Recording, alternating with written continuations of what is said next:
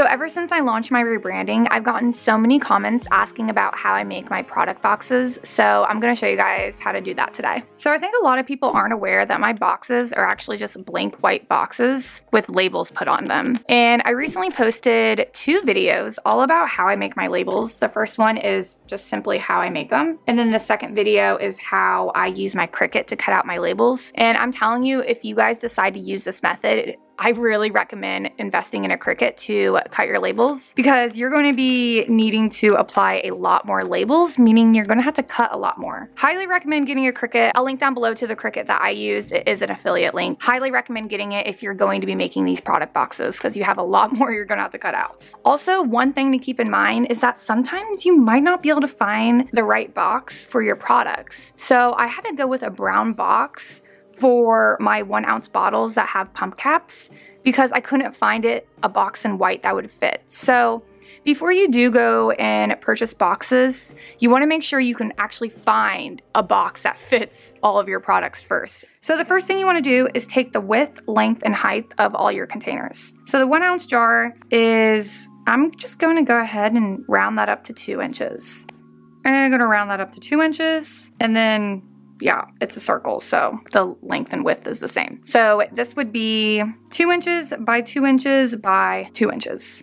Next is the 2 ounce jar, which the height is 2 inches. And then since it's a circle, the length and width is the same, which is, it is 2 inches, but I'm gonna tell you, if you get a measurement that is exactly 2 inches, a 2-inch box is not going to fit. So you're gonna need like a box that is like 2¼ inch or 2½ inches. 2½ inches might be too big, so you want to go for 2¼ You always want to round with these boxes. So we're gonna go with 2¼ by 2¼ by 2 inches for the height. All right, so this is a 1/2 ounce bottle, and you want to make sure you're including the measurement of the cap too. It's right on 3½ inches, but I'm gonna round it up to 4 inches. And again, the length and the width would be the same, which is roughly 1 inch. It's a little less than 1 inch, so 1 inch would be good. Now, since these are both 1 ounce bottles, they're gonna have different measurements, obviously, because of the cap. The 1 ounce toner is about 3½ inches in height. I'm gonna go ahead and round up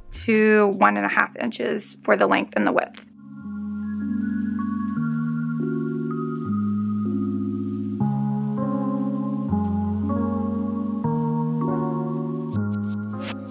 So once you have the measurement, length, width, and height of all of your bottles and jars, let's go ahead and start shopping for our boxes. So the first place I recommend to start your shopping spree is uline.com, because they will send you free samples. So that way you can get a good feel of what each size box is like. So what these boxes are called is reverse tuck cartons. And on Uline, they only offer it in brown or white. Luckily, white is what I wanted. If you want a different color, you can probably find different colors on different websites. So these are all the craft sizes, which they do have more size options. So it would be easier to go with craft reverse tuck cartons, as they have more options. But I really wanted white. Now, this part can be overwhelming since you have so many different sizes. So it's best to just do one container at a time. So let's go ahead and start with the 1 ounce jar. This one is 2 inches by 2 inches by 2 inches. So unfortunately, I couldn't find one that is 2 by 2 by 2 on here. But luckily, they do have other boxes on here that will work as well. So these ones are under gift boxes. So if we check the white gloss category, there it is right there, 2 by 2 by 2. Now, if you want to get samples of this box option, all you need to do is just email them, which you can just scroll down to the bottom, click contact us, and include the model number, which is right here, and just say, hey, I would like to get a sample of model number S-9691 white gloss gift box 2 by 2 by 2, and they'll send you it. So next, let's go to 2 ounce jars. Those are 2¼ by 2¼ by 2 inches. And unfortunately, they did not have my size here. So I had to go on a scavenger hunt on Google to find that size. And luckily, I did eventually end up finding it. So the place I ended up finding a box for my 2 ounce jars is fastpack.net. So you might be able to find other size options on this website as well, but this was the only box I ended up having to purchase from this website. So next, let's do the 1/2 ounce bottle. The 1/2 ounce bottle is 1 inch by 1 inch by 4 inches. And luckily, Uline has that under reverse tuck carton option. So if you scroll down right here, 1.5 inch by 1.5 inch by 4 inch. That ends up fitting my 1/2 ounce bottle. Even though the 1/2 ounce bottle measures 1 inch by 1 inch by 4, 1.5 by 1.5 by 4 fits as well. It is a little bit of a loose fit, but it works.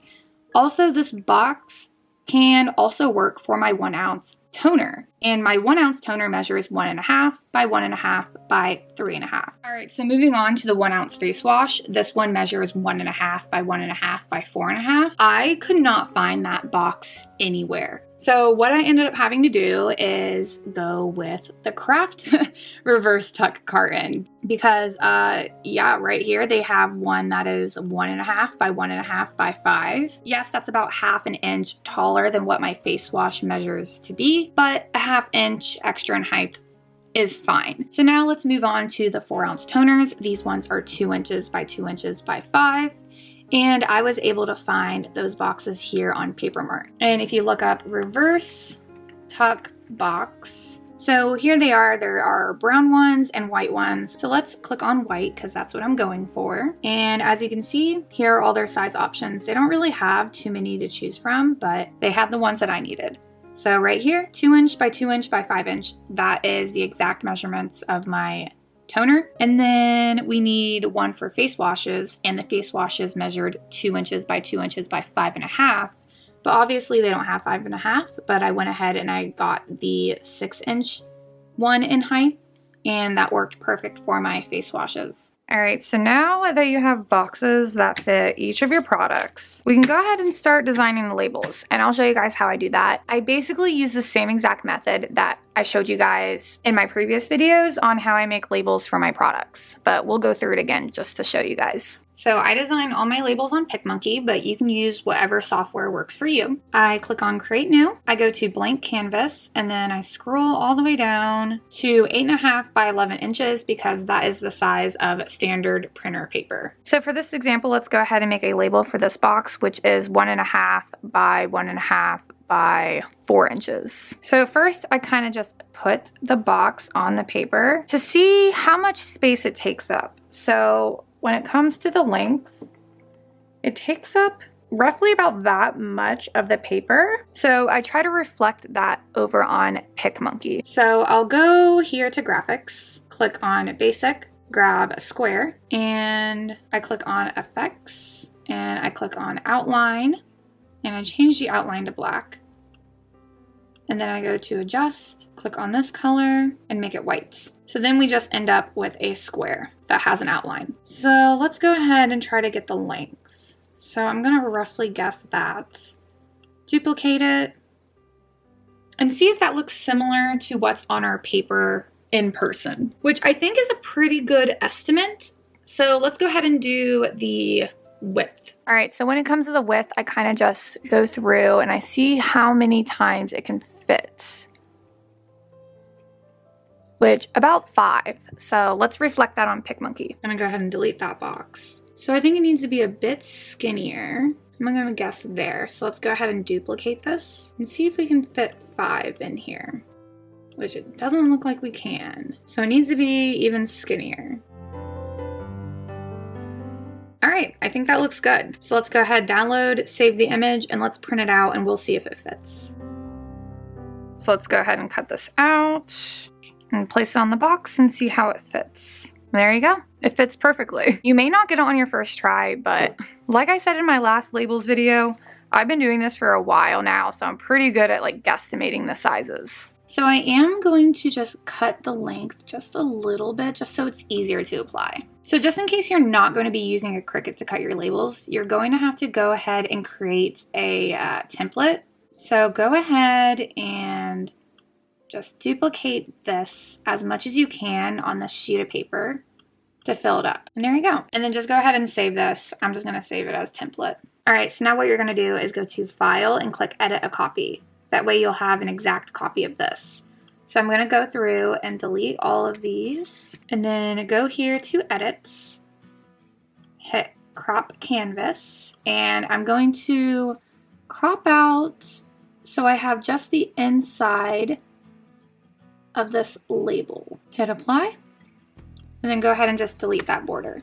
Now this is where you can start actually designing your label, which I'm not going to go in detail on this. I showed a little bit more of a detailed tutorial in my other labels videos, which I'll link both of those down below if you guys want to check them out. But this is where you would fill out your label. And you want to make sure you have a front and a back for this label. All right, so here's the label that I came up for this. So make sure you save this. And what we're going to do is go back to PicMonkey. And if you don't have a Cricut, this is what you're going to do next. Go ahead and upload the template that we worked with before and click add image and add in the label that you just created. Tap on it and then move it to fit right inside of your template.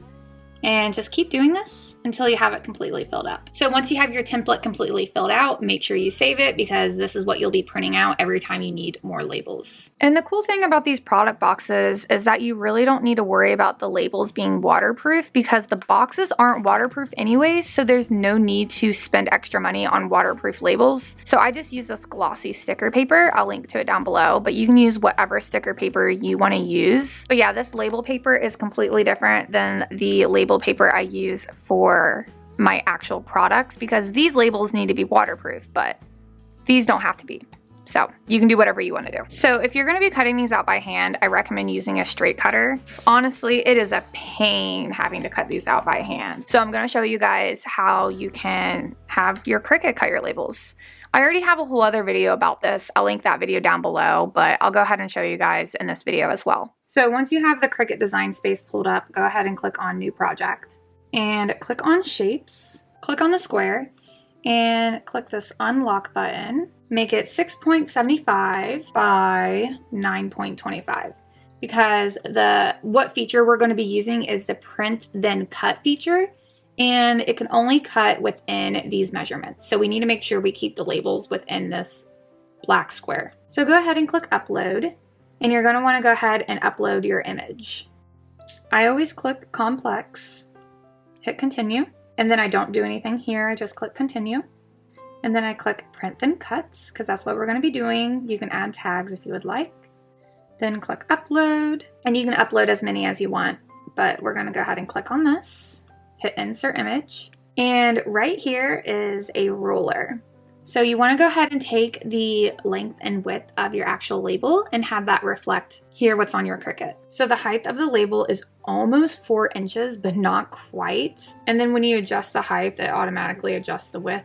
So the width should also be good. And that looks good to me. So let's go ahead and duplicate it and fill up this entire square as much as we possibly can. Or rectangle, sorry, it's not a square. All right, now that it's all filled up, what we want to do is click on one of the labels, and on my computer, I have to hold down the command button. So I'm gonna go ahead and select all of the labels. All right, so now that all the labels are selected, go down here and click attach. And now that they're all attached, go ahead and delete the black rectangle in the background.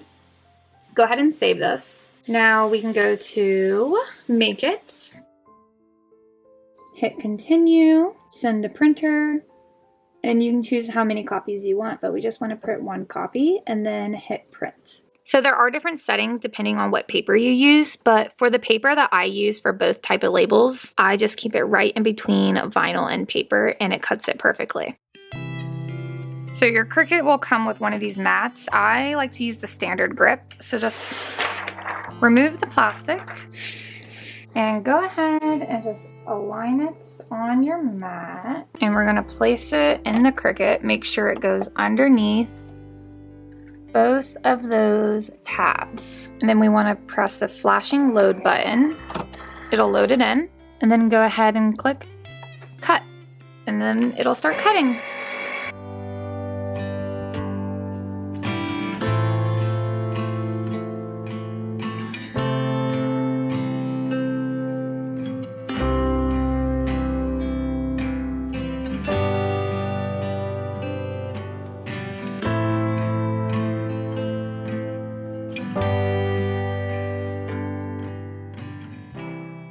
And then before you remove it, you want to make sure you press the unload button so you can take it out. And it can be hard to remove the paper on a nice, fresh, new mat, but I always just bend it and then it should just pop out.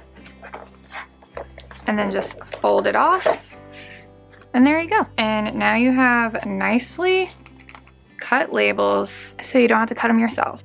And I always like to apply the labels before the boxes are all, you know, made into boxes. It just makes it so much easier. So all you gotta do is just, there you go. It's that easy. That's how you make product boxes. Hope you guys enjoyed this tutorial. Have fun creating product boxes for your products, and best of luck with your business. Oh, I'll link everything I use down in the description box. A lot of them are affiliate links. And I'll link down below to all my other videos that I recently did about how I make my labels, so you guys can get any extra information that I might have not added here. But yeah, hope you guys enjoyed this tutorial. I'll talk to you guys next time. Later.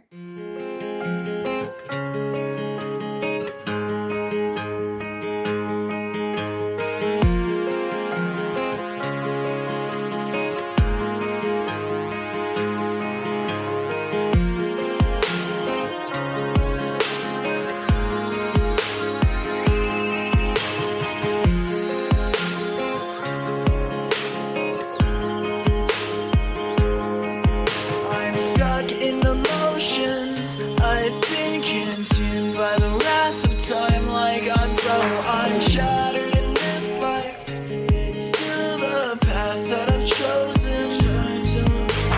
Because I've had a vision, now I'm on a mission to find myself with music and find someone to listen.